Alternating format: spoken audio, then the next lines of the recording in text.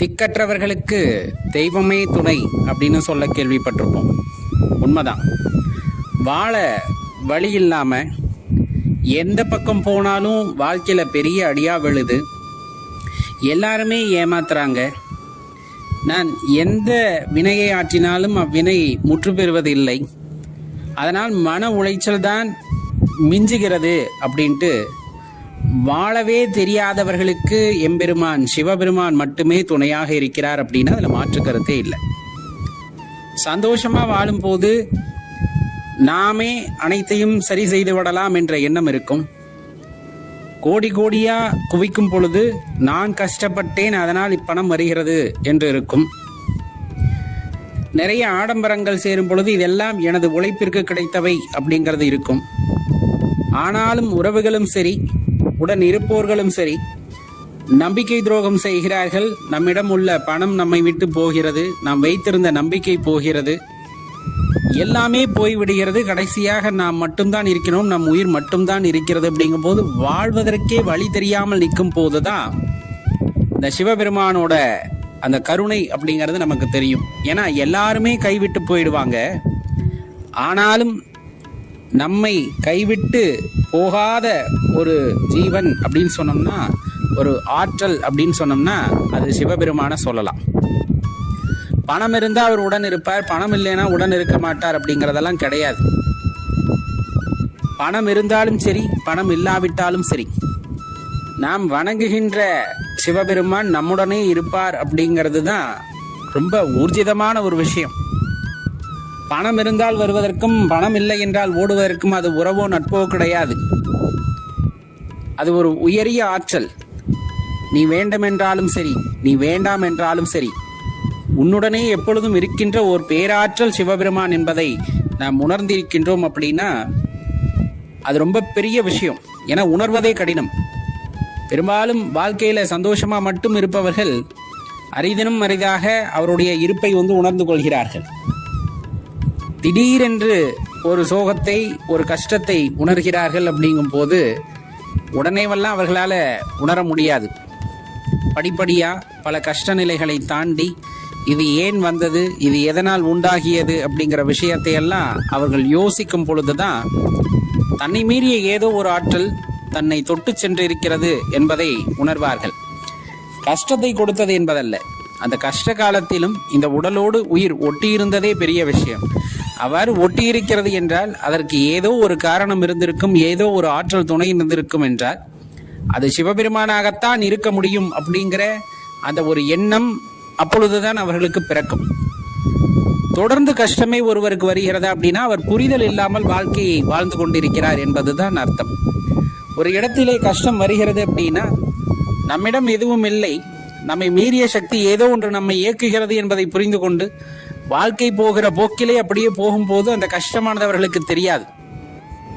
ஆனா அதை உணர்ந்துக்காமல் செய்த தவறவே மீண்டும் மீண்டும் செய்து கொண்டிருக்கும் போது, அதிலிருந்து ஒரு பாடத்தை கற்றுக்கொள்ளாமல் இருக்கும் பொழுது, நமக்கு மீறிய ஒரு ஆற்றல் அங்கு இருக்கிறது என்பதை உணர்ந்து கொள்ளாமல் செயல்படும் பொழுது மீண்டும் மீண்டும் துன்பப்படுவது போன்ற ஒரு எண்ணம் அவர்களுக்குள் உண்டாகும். உண்மை என்னவெனில், நாம் எப்பொழுது உணர்ந்து கொள்ள ஆரம்பிக்கின்றோமோ, ஆம் இது கஷ்டம்தான், இல்லை என்று சொல்லவில்லை, இது என்னால் வந்ததா கிடையாது, இறைவனால் கொடுக்கப்பட்டதா கிடையாது, என்னை மீறிய ஒரு சக்தி என்னை இயக்குகிறது, இது கஷ்டம் அல்ல, நான் கடந்து செல்ல வேண்டிய பாதை அப்படிங்கிறத உணர்ந்து நாம் கடந்து சென்று விட்டோம் அப்படிங்கும் போது அது கஷ்டமாக தெரியாது. இது சொல்வதற்கு எளிதாக இருந்தாலும் கடந்து செல்பவர்களுக்குத்தான் அதனுடைய அருமை தெரியும் என்பார்கள். அதே போலத்தான் இறைவனை இறுக பற்றி கொண்டவர்களுக்கு இந்த பேச்சும் தேவையில்லாததுதான். ஏனென்றால் ஏற்கனவே அவர்கள் இறைவனை பற்றி கொண்டிருப்பார்கள். எவ்வளவு கஷ்டம் வந்தாலும் அதை ஒரு பொருட்டாகவே நினைக்காமல் அதை கடந்து செல்லக்கூடிய ஆற்றலை பெற்றவர்களாக இருப்பார்கள். அப்படி இருப்பவர்களுக்கு இறைவன் எப்பொழுதுமே உறுதுணையாக இருக்கிறார் என்றால் அதில் மாற்று கருத்து இல்லை. ஏன் யோசிச்சு பாருங்க, யார் சொல்லி வந்தது இந்த சிவபக்தி? 2 வயசுல வந்ததா, 10 வயசுல வந்ததா, 15 வயதில் வந்ததா, 50 வயதில் வந்ததா? யார் சொன்னாங்க? அப்பா சொன்னாங்களா? அப்பா சொன்னதை எல்லாத்தையும் நம்ம எடுத்துக்குவோமா? அப்படியே நம்ம மனசுக்குள்ள இந்த சிவபக்தி வந்தது? அம்மா சொன்னாங்களா? அம்மா சொன்ன எல்லாத்தையும் நம்ம கேட்டிருக்கோமா? அப்படியே நம்ம மனசுக்குள்ள இந்த சிவபக்தி வந்தது? உற்றார் சொன்னாரா, உறவினர் சொன்னாரா, நண்பர் சொன்னாரா? அப்படி சொல்வதையெல்லாம் நாம் கேட்டோமா? கிடையாது. இறைவன் கருணை. இறைவனின் அந்த அருட்பார்வை நம் மீது அந்த அருட்பார்வை படும் பொழுது அவரை சற்றே நம்ம உணர்ந்து கொள்ள ஆரம்பிக்கும் பொழுதுதான் வருவது இந்த சிவபக்தி அப்படிங்கிறது. அந்த சிவபெருமான் மீது வருகின்ற பக்தி அப்படிங்கிறது அலாதியானது. ஒரு முறை இந்த உடலிலே அந்த பக்தியை நாம் உணர்ந்து விட்டோம் என்றால் இந்த உடல் அந்த சொல்லுவாங்க இல்லையா, இறுதியாக சுடுகாட்டுக்கு போகும் வரையிலும் ஏன் போய் எரிந்தால் கூட அந்த சிவநாமத்தை சொல்லிக்கொண்டே தான் இருக்கும் அப்படின்னா அதில் எல்லளவும் உங்களுக்கு சந்தேகம் வேண்டாம். ஒரு முறை இறைவனை பிடித்து விட வேண்டும், சிவபெருமானை பிடித்து விட வேண்டும். எக்காரணம் கொண்டும் அவரை விட்டுவிடக்கூடாது. ஆனால் அவரை எட்டி உதைத்தாலும் சரி, அவரை வேண்டாம் என்று தள்ளிவிட்டாலும் சரி, அவரை இறுக பற்றி கொள்ள வேண்டும். பிடித்த பிடி நான் பிடித்தது, உன்னை விடுவதாக இல்லை என்று பிடித்து கொண்டால் அவரே ஒரு கட்டத்தில் சரி வா அப்படின்ட்டு அணைத்து கொண்டு சென்று விடுவார். உனக்கான வழியை அவர் காட்ட ஆரம்பித்து விடுவார். மாறாக ஒரு முறை நாம் பிடித்து நாம் அவரை விட்டு மீண்டும் பிடிப்பதற்கு தேடினால் அவர் அகப்படவே மாட்டார். அப்படிங்கிறது தான் இங்கே நிதர்சனமான உண்மை. நாம் புரிந்து கொள்ள வேண்டிய விஷயங்கள் இந்த உலகத்திலே ஏராளம் இருக்கின்றன. நாம் அறிந்து கொண்ட விஷயங்கள் ரொம்பவும் சொற்பமானவை. அறிந்து கொண்ட விஷயங்களிலே இறைவனின் ஆற்றலை உணராமல் நாம் பார்த்தோம் எனில் அவை யாவும் ஜடப்பொருளை. அறிந்து கொண்ட விஷயத்திலேயும் நாம் சிவத்தை காண்கின்றோம் என்றால் அது இறைவனின் படைப்பை நாம் உணரத் தொடங்குகின்றோம் என்பதுதான் அந்த இடத்துல மிகவும் முக்கியமானது, நாம் தெரிந்து கொள்ள வேண்டிய விஷயமும் கூட.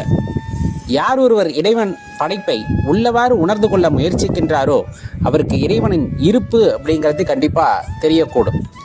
இறைவனின் இருப்பை உணர்ந்து கொள்ள நாம் முயற்சிக்கின்றோம் அப்படின்னாலே அனைத்து பொருட்களிலும் இறைவன் நிறைந்திருக்கிறார் என்ற ரகசியமும் அனைவருக்கும் தெரிய வரும். அது ரொம்ப பெரிய விஷயம். பக்தி எப்படி நாம நினைத்து வருவதில்லையோ அதே போல அந்த உணர்வும் நாம தேடி சென்றால் கூட கிடைக்காதது. இறைவனின் அந்த அருட்கருணை, இறைவனின் அந்த கருணை பார்வை நம் மீது படும் பொழுது அந்த பக்தி அப்படிங்கிற தாகம் அந்த இடத்துல உண்டாகும். பக்தி அப்படிங்கிற அந்த வேட்கை அங்கு உண்டாகும்.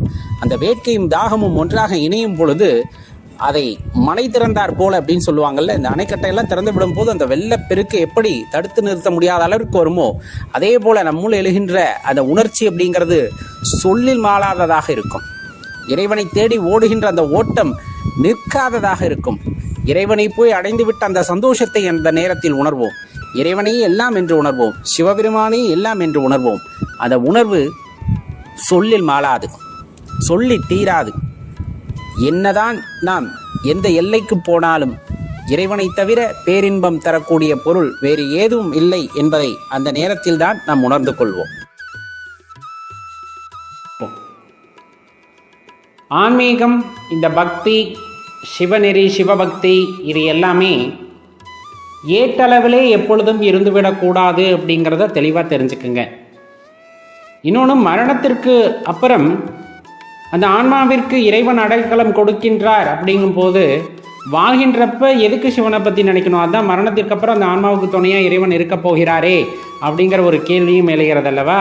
அதற்கான விளக்கத்தையும் நாம் பார்க்க இருக்கின்றோம். அதே போல எல்லாருமே இறைவனை நம்புகின்றோம். இறைவன் இருக்கிறாரா அப்படின்னா எல்லாருமே நம்புகிறோம், எல்லாருமே வழிபடுறோம். ஆனால் நமக்குள்ளதான் இருக்கார் அப்படிங்கிறத உணர்ந்துக்கிறதே இல்லை. அப்போ இந்த விஷயத்தை பற்றின தெளிவுகள் எல்லாம் நமக்கு தேவை அல்லவா? அதைத்தான் இந்த தெளிவில் ரொம்ப பொறுமையாக பார்க்க இருக்கும் அடியார்களே. முதலில் தெளிவாக தெரிந்து கொள்ள வேண்டியது, எவ்வளவு நூல்கள் படித்திருந்தாலும் சரி, நமக்கு சமயங்கள் கற்றுக் கொடுப்பது நல்ல வாழ வேண்டும் என்ற ஒரு எண்ணத்தை, நல்லொழுக்கத்துடன் ஒரு அடியாராக வாழ்தல் எப்படி, இறைவன் எப்படிப்பட்டவர், இறைவன் எவ்வளவு மகத்துவம் கொண்டவர் அப்படிங்கிறத எல்லாத்தையும் நமக்கான சமய நெறி நூல்கள் எடுத்து விளக்குகின்றன. அதில் மாற்று கருத்து எதுவுமே இல்லை. நிறைய பண்டிதர்களும் உண்டு, அந்த சமய நூல்களை எல்லாம் படித்து பண்டிதரானவர்களும் உண்டு. நாமும் நிறைய சமய நூல்களை படித்திருப்போம். தேவாரம் படிச்சிருப்போம், திருவாசகம் படிச்சிருப்போம், திருமந்திரம் படிச்சிருப்போம், பெரிய புராணம் படிச்சிருப்போம், 12 திருமுறை எல்லாத்தையும் படிச்சிருப்போம். இன்னும் சொல்ல போனால் எல்லா நூல்களையும் படித்திருப்போம். அதனால் நாம் அனைத்தும் தெரிந்தவர்கள் என்ற இருமாப்பிலே இருக்கும் பொழுது இறைவனை அங்கு உணர முடிவது இல்லை. தெளிவாக அறிந்து கொள்ள வேண்டும். உண்மை இது. சான்றோர் பெருமக்கள் இதை அப்படியே ஏற்றுக்கொள்வார்கள். காரணம் உண்டு. வழிகாட்டுவது நூல். இறைவனை உணர்ந்து கொள்வதற்கு வழிகாட்டுவது நூல்கள், மாற்று கருத்தே இல்லை. நம்ம ஒரு புத்தகத்தில் பிள்ளையார் சொல்லி போடுற மாதிரி நம்ம ஆன்மீக வாழ்க்கைக்கு ஒரு அடிப்படையாக இருப்பது இந்த சமய நூல்கள். இறைவனை போற்றி பாடியிருக்கிறார்கள். அவர்கள் அந்த இறைவன் எத்தகைய தன்மையுடையவர் என்று கூறியிருக்கிறார்கள். எல்லாத்தையும் நாம் தெரிந்து கொள்ளலாம். தெரிந்து கொள்வதால் மட்டுமே நாம் ஞானம் அடைந்து விடுகிறோமா அப்படின்னா கண்டிப்பாக கிடையாது. அந்த பாடல்களை பாடுவதால் மட்டுமே நாம் ஞானம் அடைந்து விடுகிறோம்னா கண்டிப்பாக கிடையாது. ஏன்னா ஒரு விஷயத்தை நல்லா யோசிச்சு பாருங்களேன். மாணிக்கவாசக பெருமான் திருவாசகத்தை பாடும்போது உருகி உருகி பாடுறார். உருகி உருகி பாடுறார். கிடைத்த வாய்ப்பை விட்டுவிட்டேனே அப்படின்ட்டு இறைவனை நினைத்து நினைத்து வருந்தி பாடுகின்றார். அந்த ஒரு ஒரு உணர்ச்சி இருக்கிறது அல்லவா? மணிவாசக பெருமானுக்கு எழுந்த அந்த உணர்வோடு நாம் திருவாசகத்தை பாடுகிறோமா அப்படிங்கிறது தான் இந்த இடத்துல கேள்வி.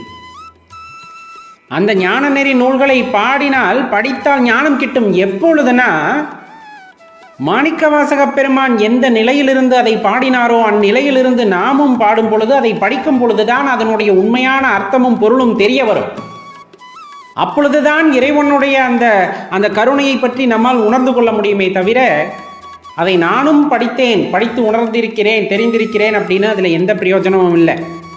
அதே போலதான் தேவரமாகட்டும் திருமந்திரமாகட்டும் எல்லாம் ஏட்டளவிலே நானும் படித்தேன் என்று படித்தவர்களுக்கு அது எந்த இடத்திலும் உதவாது. மாறாக அதை பொருளுணர்ந்து அதை வாழ்க்கையிலே அனுபவிக்கிறார்கள் அல்லவா? அனுபவ ரீதியாக அதை உணர்ந்தவர்களுக்கு மட்டுமே அது பயனளிக்கக்கூடியதாக இருக்கும். அப்ப நம்ம நூல்கள் பல கற்பினும் நாம் அனுபவம் மட்டுமே இறைவனிடம் நம்மை அழைத்து செல்லும் அப்படிங்கிற அந்த தாற்பயத்தை அடிப்படையில் நாம் உணர்ந்திருக்க வேண்டும். அடிப்படையிலே நாம் உணர்ந்திருத்தல் வேண்டும். அப்பதான் இறைவனை அடைவதற்கு என்ன வழி, அவரை நோக்கி நாம் எப்படி பயணிக்க வேண்டும், இன்னும் என்னவெல்லாம் செய்ய வேண்டும். கிடைத்தற்கரிய பிறவி இது, கிடைத்தற்கரிய பிறவி இது. பஞ்சாட்சர மந்திரத்தை சொல்லக்கூடிய பாக்கியத்தை இறைவன் கொடுத்திருக்கின்றார். அவரை பற்றி நினைக்கக்கூடிய எண்ணங்களை மனதிலே உருவாக்கியிருக்கின்றார். ஆன்றோர் பெருமக்களையும் சான்றோர் பெருமக்களையும் அடியார் பெருமக்களையும் நம் அருகே கொண்டு வந்து நிறுத்தியிருக்கிறார். அப்படின்னா நமக்கான வாய்ப்பை இறைவன் ஏற்படுத்தி தந்திருக்கிறார் என்பதை உணர்ந்து கொள்ள வேண்டும். கிடைத்தற்கரிய இந்த வாய்ப்பை இப்பொழுது நழுவ விட்டுவிட்டால் பின் எப்பொழுது கிடைக்கும் என்ற ஏக்கம் ஒவ்வொருவர் மனதிற்குள்ளும் இருக்க வேண்டும். இறைவனை உணர்ந்து கொள்வது என்பது சாதாரண விஷயம் அல்ல. சிவபெருமானை உணர்ந்து கொள்வது சாதாரண விஷயம் அல்ல. அதற்காக கை கெட்டாத கனியும் அல்ல. சிரத்தன்மையுடன் உண்மையான பக்தியுடன் உள்ளத்தை அன்பு பொங்க யாரொருவர் இறைவனை நோக்கி பயணிக்கிறாரோ அவருக்கு அந்த வாய்ப்பானது கிடைக்கிறது. நிறைய சான்றோர் பெருமக்கள் கூறியதும் அடியார் பெருமக்கள் கூறியிருப்பதும் சித்தர்கள் கூறியிருப்பதும் அதுதான். உள்ளத்தே கொண்ட பெரும் அன்பின் காரணமாக உன்னால் சிவத்தை உணர முடியும் என்கிறார்கள். உள்ளத்தே கொண்ட பெரும் அன்பினால் உன்னால் சிவத்தை உணர முடியும் என்கிறார்கள். நாம் உள்ளத்திலே அந்த சிவனை பற்றிய எண்ணம், சிவபெருமானை பற்றிய எண்ணம் அன்பாக பொங்கியிருக்க வேண்டும். அப்படி இருக்கும் பொழுது நம்மால் இறைவனை உணர்ந்து கொள்ள முடிகிறது. அதை தெளிவாக புரிஞ்சுக்கணும். அடுத்து வர்ற கேள்வியே இதுதான். இறைவன் இருக்கிறாரா? ஒன்று இருக்கிறார், இல்லை, ரெண்டே இடத்துல நில்லுங்க. இருக்கிறாரா இல்லையாங்கிற குழப்பத்தில் எப்போவுமே இருக்க வேண்டாம். அது வாழ்க்கையே வீணா போயிடும். ஒன்று இல்லைன்னு உறுதியாக இருந்துக்கிட்டு என்னென்ன பிடிக்குதோ எல்லாத்தையும் செய்யுங்க. இல்லை, இருக்கிறார்னு உறுதியாக நம்பணும். நம்பி அவர் பாதத்தை பிடிச்சுக்கணும். இப்போ இறைவன் இருக்கிறாரானா இருக்கிறார் அப்படின்னு ஒருத்தர் சொல்றார் அப்படின்னா பூஜை புனஸ்காரங்கள் செய்கிறார்கள், மந்திர ஜபம் செய்கிறார்கள், பாடல்கள் பாடுகிறார்கள், ஆடல்கள் ஆடுகிறார்கள். இறைவனை மகிழ்விப்பதற்கு என்னவெல்லாம் செய்ய முடியுமோ என்று எண்ணி எண்ணி ஒவ்வொன்றையும் வந்துட்டு செய்கிறார்கள். ஆலயங்கள் கட்டி எழுப்புகின்றோம், ஆலயத்தை பராமரிக்கின்றோம், ஆலயத்தில் இருக்க மூலவருக்கு அர்ச்சனை அபிஷேகம் என்று எல்லாத்தையும் செய்கின்றோம். இறைவன் இருக்கிறாரா? இருக்கிறார். இறைவன் இருக்கிறாரா? கட்டாயம் இருக்கிறார். அவரை இல்லை என்று யாரால் கூற முடியுமா? கூற முடியாது அப்படின்னு ஆணித்தனமாக கூறுபவர்கள் கூட உன்னில் இறைவன் இருக்கிறார்னா ஒரு வினாடி அப்படியே யோசிக்க ஆரம்பித்து விடுகிறார்கள். ஒரு வினாடி யோசிக்க ஆரம்பித்து விடுகிறார்கள். இறைவன் இருக்கிறார் என்பதை ஒத்துக்கொள்ளக்கூடிய ஒருத்தர் உன்னுள் தான் இறைவன் இருக்கிறார் என்று சொல்லும் பொழுது அந்த தயக்கம் ஏன் வருகிறது அப்படிங்கிறது தான் கேள்வியே. நம்முள் இருக்கின்ற இறைவனை நம்மால் காண முடியவில்லை என்றால் நாம் எங்கு தேடியும் இறைவனை காண முடியாது. எங்கு தேடியும் இறைவனை கண்டுகொள்ளவும் முடியாது, இறைவனை உணர்ந்து கொள்ளவும் முடியாது. அப்போது அடிப்படை தேவை என்ன? நம்முள் இருக்கின்ற இறைவனை நாம் உணர்ந்து கொள்ள முயற்சிக்க வேண்டும். அண்டத்தில் ஒரு பெருமாற்றம் ஏற்படுகிறது என்றால் அம்மாற்றம் இப்பிண்டத்திலும் ஏற்படும் என்பதை உணர்ந்து கொள்ள வேண்டும். உள்ளே ஜோதி ரூபமாக இருக்கின்ற சிவபெருமானை நாம் உணர்ந்து கொண்டால்தான் இந்த மோட்சம், அது மாதிரி வீடு பேரின்பம், இது நிறைய சொல்லுவோம் இல்லையா, இதை நோக்கி நம்மால் பயணிக்க முடியுங்கிறது தெரிஞ்சுக்கணும். யார் இறந்து போனாலும் மயானத்துக்கு போய்தான் ஆகணும். நானாகட்டும், நீங்களாகட்டும், யாராகட்டும், அந்த உடலிலே இருக்கின்ற சிவம் நீங்கிவிட்டால் அது சவமாகி விடுகிறது. குப்பை போல தூக்கி எறிந்து விடுவார்கள். அது அந்த மயானமான புண்ணிய பூமியிலே சென்று அடங்கத்தான் வேண்டும். அவ்வாறு அடங்கும் பொழுது இந்த உயிருக்கு உற்ற துணையாக இருப்பது ஈசன். அங்கு நடனமாடிக்கொண்டிருக்கின்ற எம்பெருமான் அந்த உயிருக்கு உற்ற துணையாக இருக்கின்றார் அப்படின்னு எல்லாருக்குமே தெரியும். அதிலே ஒரு கேள்வி எழும்புவது, நம் மானுட பிறப்பிலே இவ்வளவு காலம் வாழ்கின்றோம், இத்தனை காலத்திலும் இறைவனை நம்மால் உணர்ந்து கொள்ள முடியவில்லை.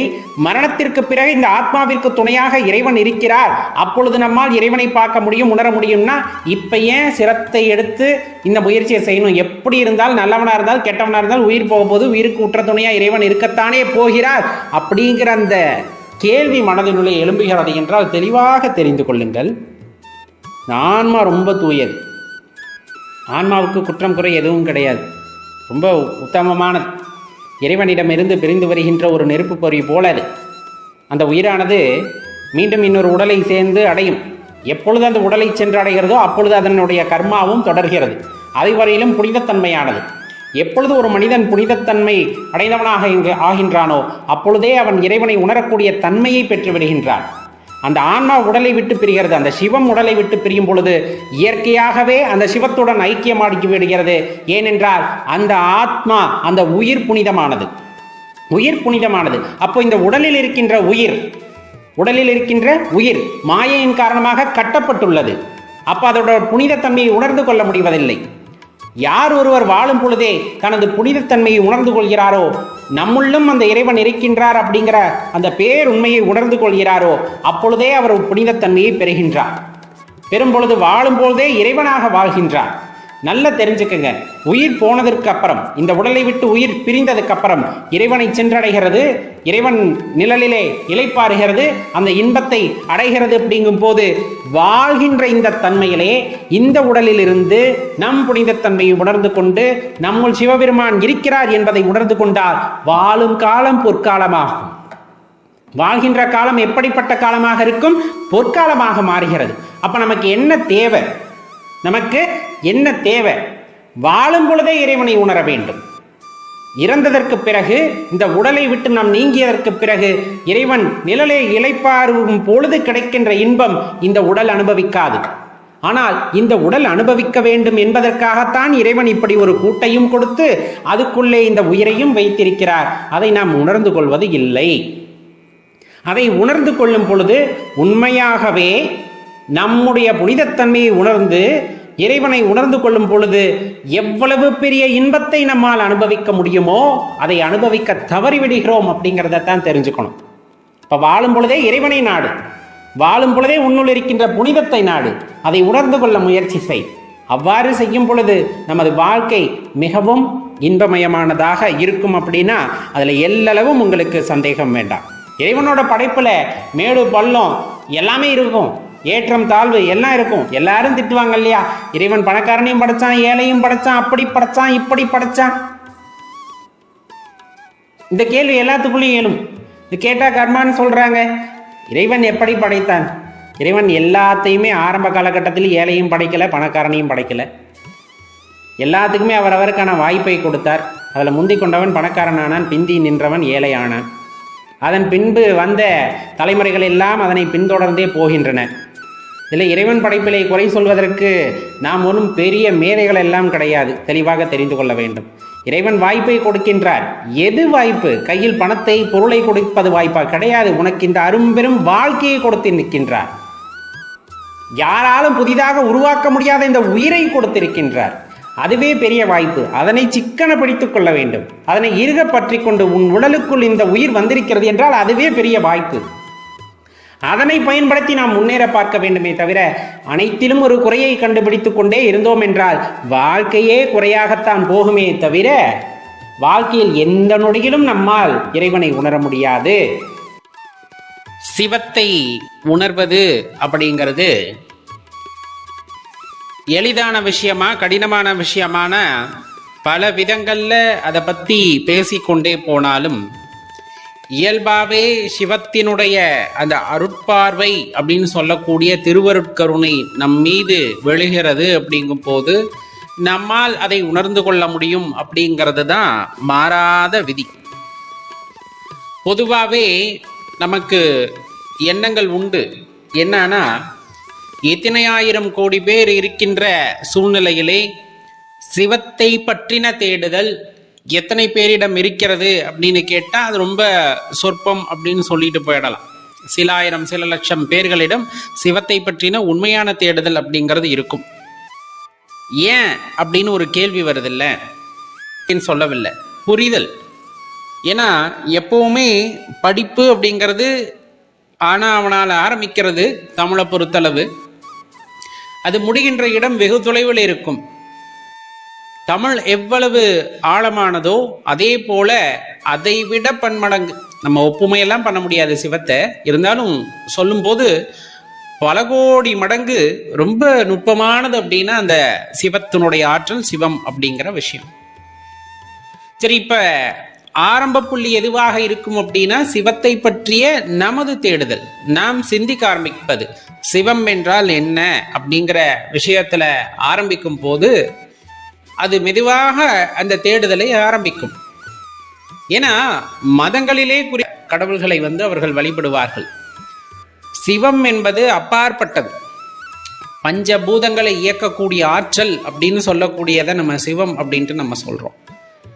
இப்ப இதை பற்றின புரிதல் நமக்கு வேண்டும் என்றால் நாம் சொல்கின்ற அந்த பஞ்சபூதங்களை அடிப்படையாக வைத்து நாம் புரிதல்களை ஆரம்பித்திருக்க வேண்டும். இவற்றின் இயக்கங்களை நம்மால் உணர்ந்து கொள்ள முடியுமா அப்படின்னா அவ்வளவு எளிதல்ல. இப்போ வேதியியலிலே பல ஆராய்ச்சிகள் செய்கிறார்கள், இருக்கின்ற தனிமங்கள் சேர்மங்களை எல்லாம் ஆராய்கிறார்கள். அதே போல மண்ணியல் சார்ந்து சில ஆராய்ச்சிகள் நடக்கும், காற்று சம்பந்தமான ஆராய்ச்சிகள் நடக்கும், நெருப்பு சம்பந்தமான ஆராய்ச்சிகள் நடக்கும், ஆகாயம் சம்பந்தமாக நடக்கலாம். இந்த மாதிரி தனித்தனியாக நடக்கலாம். இவற்றிலெல்லாம் ஏதேனும் ஒரு முடிவுகள் வருகிறார்களா அப்படின்னா கிடையாது. அதனுடைய தன்மையை இங்கு வைத்து நம்மால் சொல்லிவிட முடியும். பூமியிலே இந்த ஆற்றல் இவ்வாறு செயல்படுகிறது அப்படிங்கிறத ஓரளவுக்கு கணித்திருப்பார்கள். இன்னும் அதை மேலும் மேலும் கணித்து கொண்டேதான் இருக்கிறார்கள். இப்ப பஞ்சபூதங்களின் சேர்க்கை ஒவ்வொரு இடத்திலும் ஒவ்வொரு மாதிரி இருக்கிறது. உங்களுக்கே நல்லா தெரிஞ்சிருக்கும். பஞ்சபூத சேர்க்கை தான் நம்ம உடம்பு. இந்த பஞ்சபூத சேர்க்கை தான் நீங்க பார்க்குற எல்லா விஷயமே, வீடாகட்டும், மாளிகை ஆகட்டும், நீங்க எதை பார்த்தாலும் பஞ்சபூதத்தின் சேர்க்கை. அதிலே ஒரு பூதத்தின் ஆதிக்கம் அதிகமாக இருக்கிறதா அதன் தன்மை அங்க அதிகமா இருக்கும். இப்ப நம்ம எந்த விஷயமா இருந்திருக்கலாம், நீங்க எதை எடுத்துக்கிட்டாலும் ஏதேனும் ஒரு தத்துவத்தின் கூறுகள் ஒரு பொருளிலே அதிகமாக இருக்கிறது அப்படின்னா அதனுடைய பிரதிபலிப்பாக அப்பொருளானது அங்கு இருக்கும். அவ்வளவுதான், ரொம்ப முக்கியமா சொல்ல போனா. அப்ப இதன் இயக்கங்கள் எது சார்ந்தது அப்படிங்கிறத பத்தின புரிதல் நமக்கு வர வேண்டும் என்றால் அதை பற்றி நாம் சிந்திக்க வேண்டும். அறிவியல் பூர்வமாகவே சிந்திக்கலாம், தவறு கிடையாது. அப்ப அறிவியல் பூர்வமாக நாம் சென்றாலும் படிப்படியாக நிறைய படிச்சு தெரிஞ்சு, ஏன்னா பல கோட்பாடுகள் நிறுவி இருப்பார்கள். பிறகு அதல்ல, அதற்கு பதிலாக இதை எடுத்துக்கொள்ளுங்கள் வந்திருக்கும். இப்படி நம்ம படிச்சுக்கிட்டே போகணும். இது ரொம்ப எளிதான, நிறைய படிக்க வேண்டியது இருக்கும். அதை சொல்கின்றவர்கள் அனைவரும் குருமார்களே. இப்ப அறிவியல் சம்பந்தமா சில விஷயத்த சொல்றாங்க, அவங்கள குருவா ஏத்துக்கலாமா அப்படின்னா எவர் உண்மையை போதிக்கின்றாரோ அவர் குருதான். அப்படித்தான் நாம் எடுத்துக்கொள்ள வேண்டும். நமது இந்த பாரத பூமியிலே வாழ்ந்த குருமார்கள் அன்றைய காலகட்டங்களிலே வேதியியல் ஆய்வுகளை எல்லாம் செய்து, இயற்பியல் ஆய்வுகளை எல்லாம் தன் சிந்தனைக்கு எட்டியவாறு செய்து அதில் கண்ட உண்மைகளைத்தான் நிறைய நூல்களில் எடுத்து சொல்லி சென்றிருக்கிறார்கள். அது எல்லாம் ஓலைச்சுவடிகள் இன்றளவும் நம்மிடம் இல்லாமல் இருந்திருந்தாலும் வாய் வழியாக சொன்ன சில விஷயங்கள், சில எஞ்சிய விஷயங்களின் மூலமாக நாம் உணர்ந்து கொள்ள வேண்டியதற்கு நம் சித்த மருத்துவர்களாகட்டும், சித்த மருத்துவமாகட்டும் நிறைய விஷயங்கள் எஞ்சியது தான் இப்போது கிடைத்திருக்கிறது என்று நமது முன்னோர்கள் நமக்கு சொல்லி இருக்கிறார்கள் இல்லையா? ஏன்னா எல்லா விஷயங்களும் அவ்வாறே கிடைத்து விடுவதில்லை. உருவ மாற்றம் பெறுகின்றன, கருத்து மாற்றம் அடைகின்றன. இந்த மாதிரி நிறைய விஷயங்கள் இருந்தாலும் ஒரு சில விஷயங்கள் வாயிலாக வரும்போது இந்த பஞ்சபூதத்தினுடைய சேர்க்கை அதனுடைய இயல்பு இதை பொறுத்துத்தான் உடலிலே மாற்றம் ஏற்படுகிறது, இந்த பூமியிலே மாற்றம் ஏற்படுகிறது, இந்த பிரபஞ்சத்திலே மாற்றம் ஏற்படுகிறது. அப்படின்னா இந்த மாற்றத்தை ஏற்படுத்தக்கூடிய வாற்றல் எவ்வளவு பெரியதாக இருக்கும் அப்படிங்கிற சிந்தனை நமக்குள் வந்துவிட்டால் சிவத்தை பற்றின தேடுதல் அதீதமாகும். அது ரொம்ப முக்கியமான விஷயம். அதே போல சிவத்தினுடைய கருணை பார்வை, அந்த திருவருட்பார்வை அப்படிங்கிறது, திருவருட்பயன் அப்படின்னு நம்ம சொல்றோம் இல்லையா, அந்த திருவருளானது நமது மீது ஒரு சின்ன பார்வையை செலுத்தி விட்டால் போதும் நமக்கு அதை பற்றின புரிதல் அப்படியே வந்துவிடும் என்கிறார்கள். வேண்டும் என்பவர்களுக்குத்தான் அந்த அருளானது கிடைக்கும். இப்ப சாதாரணமா நம்ம போயிட்டு இருக்கோம், நம்மளை பார்த்து நமக்குள்ள புரிதல் உண்டாக்குறாங்க அப்படின்னா அதெல்லாம் கோடியில ஒண்ணு. ஏற்கனவே நிறைய வெட்டக்குறை தொட்டக்குறை இருக்கு அப்படிங்கும் போது கிடைச்சிரும். யாருக்கு என்ன வேண்டுமோ அதை வேண்டுகிறார்கள் அல்லவா. எனக்கு உன்னை பற்றிய புரிதல் வேண்டும் இறைவா அப்படின்ட்டு அவர்களிடம் ஒரு விண்ணப்பமாக வைக்கின்றோம். அப்படிங்கும் போது இந்த பஞ்சபூதத்தினு பற்றிய அறிதல் புரிதல் எனக்கு வேண்டும் அப்படின்னு ஒரு ஏக்கமாக இருக்கும் போது அவருடைய அந்த அருட்கருணை, அந்த சிவத்தினுடைய அருட்கருணை நமக்கு கிடைக்கிறது. அப்படிங்கும் போது கண்டிப்பா அதை பற்றின புரிதல் அவர்களுக்கு ரொம்ப தெளிவாக ஏற்படும் அப்படின்னா அதுல மாற்று கருத்தே இல்லை. ஏன் இன்னும் சொல்ல போனா அறிவியல் ரீதியா செயல்படுறவங்க எப்பவுமே அதை பற்றி நினைத்து கொண்டே இருப்பார்கள். அதை தெரிந்து கொள்ள வேண்டும், தெரிந்து கொள்ள வேண்டும். அவர்களுக்கு அது கை கூடுகிறது அப்படின்னாலும் அது திருவருட்கருணை தான். யார் ஒருவர் தொடர்ந்து முயற்சி செய்கின்றாரோ அவர்களுக்கு அந்த கருணை பார்வையானது கிடைக்கிறது. முயற்சிக்கு ஏற்ற பலன், அவ்வளவுதானே. சொல்ல போனா நம்ம சொல்றது இது முயற்சிக்கான பலன் அப்படின்னு சொல்லிடுவாங்க. அவர்கள் செய்த கடும் உழைப்பிற்கான பயன் அப்படின்னு. அதே கடும் உழைப்பை நிறைய பேர் செஞ்சிருப்பாங்க, ஆனா அதுல ஈடுபாடு இல்லாம செஞ்சிருப்பாங்க, அதற்கான விடை கிடைச்சிருக்காது. கடின உழைப்பு என்னமோ ஒன்னாத்தான் இருந்திருக்கும், ஆனா ஈடுபாட்டுடன் செய்வது, அதைத்தான் ஆன்மீகத்துல நம்ம தெளிவா புரிந்து கொள்ள வேண்டியது இருக்கு. இப்ப நிறைய பேர் மந்திரம் சொல்றாங்க, ஜபம் செய்யறாங்க, தவம் செய்யறாங்க, இந்த மாதிரி பல்வேறு விஷயங்களிலே அதை பற்றி குறிப்பிட்டாலும் ஒரு ஈடுபாடு இல்லாமல் செய்யும் பொழுது அதற்கான பலன் அப்படிங்கிறது எந்த இடத்துலையுமே கிடைப்பதில்லை. அதை நம்ம கண்கூடாவே நிறைய இடத்துல பார்த்துருப்போம். அப்ப தெளிவா சொல்ல வேண்டிய ஒரு விஷயம் அப்படின்னா, எவ்வினையை ஆற்றினாலும் அவ்வினையிலே ஈடுபாட்டுடன் செய்யுங்கள் அப்படிங்கிறத தான் எல்லோருமே எடுத்து சொல்வது. அப்ப தெளிவா புரிஞ்சுக்கணும், சிவத்தினுடைய ஆற்றலை வரையறுக்க இந்த பூமியில் மட்டுமல்ல இந்த பிரபஞ்சத்திலும் யாரும் கிடையாது. எந்த நிமிடத்திலே என்ன நடக்கும் என்பதும் யாராலும் கணித்து கூற முடியாது. நிறைய பேர் இந்த ஜோதிடர்கள்லாம் கணித்து சொல்றாங்களே எல்லா விஷயத்தையும் கணித்து சொல்லிவிட்டால் கண்டிப்பாக அவர்கள் தெய்வமாகத்தான் இருப்பார்கள், தெய்வத்தின் அம்சம் பொருந்தியவர்களாக. யாராலும் அப்படி அறுதியிட்டு கூற முடியாது, அப்படி யாரையும் உங்களால் பார்க்க முடியாது. ஜோதிட சாஸ்திரம் என்பது ரொம்ப நுண்ணியது. பொதுவாக சொல்லும் போது சொல்லுவாங்க அதெல்லாம் 100-200 வருஷங்கள் தெளிவாக படிக்க வேண்டிய விஷயம். நிறைய விஷயங்கள், நுணுக்கங்கள் அதில் இருக்கு. அனைத்தையும் அறிந்தவர் இவ்வுலகத்திலே ஜோதிடர்கள் யாரும் இல்லை அப்படின்னு நல்ல தெரிந்த ஜோதிடர்கள், நல்ல படித்த ஜோதிடர்கள் சொல்வாங்க. அதனுடைய நுணுக்கங்களை காண்பது அப்படிங்கிறது ரொம்ப அரிது அப்படின்னு. ஏன்னா இந்த கட்டத்தில் இது இருந்தால் இது நடக்கும், பொதுவான பலன்களை சொல்லிவிட முடியும். ஆனால் ஒருவருக்கு இதுதான் நடக்கப் போகிறது என்பதை ஒருவருக்கு நடந்த பின்பு அவருக்கு என்னென்ன அந்த என்ன சொல்றதுன்னா இணைப்புகள் இருந்தன, எந்த கிரகத்தினுடைய பார்வை இருந்த, இதை வைத்து அவர்கள் கற்றுக்கொள்கிறார்கள். இன்னுமே இப்படி வழி வழியாக வருபவர்களும் கற்றுக்கொண்டே தான் இருக்கிறார்களே தவிர உறுதியிட்டு சொல்லக்கூடியவர்கள் ரொம்ப அரிது. ஏன்னா அதை பல 100 ஆண்டுகள் படிக்கணும் அப்படிங்கிறாங்க. இறைவன் படைப்பு எவ்வளவு நுண்ணியமானது, இந்த சிவத்தினுடைய படைப்பு ரொம்ப நுண்ணியமானது. அவ்வளவு எளிதாக அனைத்தையும் கற்றுக்கொள்ள முடியாது. ஏன்னா சொல்லுவாங்க இத்தனை வயசுல இப்படி இவங்களுக்கெல்லாம் நடக்கும் அப்படின்ட்டு. அதுல கொஞ்சம் நடந்திருக்கும், கொஞ்சம் நடந்திருக்காது. இவங்க சொல்கின்ற விஷயம் அங்கிருந்த கிரகங்களின் அமைப்பை வைத்து. ஆனால் வேறு என்னென்ன ஆற்றல் அதிலே ஆதிக்கம் செலுத்தக்கூடும் அப்படிங்கிறத அவர்கள் அறிந்திருப்பது இல்லை. அது எல்லாம் இறைவனுடைய அந்த பஞ்சபூதத்திற்கு ஆதிக்கமாக விளங்கக்கூடிய சிவத்தினுடைய அருட்கருணை இருந்தால் மட்டுமே அதில் சில கூறுகளை அவர்கள் தெரிந்து கொள்ள முடியும். அப்ப நம்ம போட்டு குழப்பிக்கணுங்கிற அவசியம் இல்லை. ஒப்படைத்து விடுங்கள், உங்களை இறைவன் பாதத்திலே ஒப்படைத்து விடுங்க. கிரகங்கள் எப்படியோ இருந்துவிட்டு போகிறது, கிரகங்கள் எவ்வாறு செயல்பட்டோ போய்விட்டு போகிறது, அதை பற்றியெல்லாம் கவலை இல்லை. இந்த பார் உன் கையில உன் காலில் என் வாழ்க்கையை சரணடைஞ்சிட்டேன். இனி நீ என்னை அடிப்பையோ துவைப்பையோ என்னைய சந்தோஷமா வச்சுப்பையோ எல்லாம் உன் பொறுப்பு. நீ என்ன பண்ணாலும் நான் அப்படியே ஏத்துக்கிட்டு போறேன்னு வாழ்க்கையில நினைச்சு பாருங்க. அந்த வாழ்க்கை வித்தியாசமான வாழ்க்கையா இருக்கும். நீங்க நினைச்சு பார்க்க முடியாத அளவுக்கான வாழ்க்கையா அது இருக்கும் அப்படின்னா அதுல மாற்று கருத்தே வேண்டாம். சிவம் அன்புமயமானது, பஞ்சபூதங்களையும் ஓர் உருவாக மாற்றி உனக்கு உடல் கொடுத்திருக்கிறது என்றால், அந்த பஞ்சபூதங்களிலே மாற்றத்தை ஏற்படுத்தி உனது வாழ்க்கையை மாற்ற முடியும் என்றால், இறைவனின் பாதத்திலே நீ சமர்ப்பிக்கின்ற உன் வாழ்க்கையில் அந்த பஞ்சபூதங்களிலே மாற்றத்தை ஏற்படுத்தி உன்னை சந்தோஷமாகவும் வைக்க அந்த சிவத்திற்கு முடியும் அப்படிங்கிறத உணர்ந்து சிவபாதம் சரணடைகின்றோம் அப்படின்னா கண்டிப்பாக வாழ்க்கை ஆனந்தமானதாகத்தான் இருக்கும் அப்படிங்கிறத மறந்துடாதீங்க.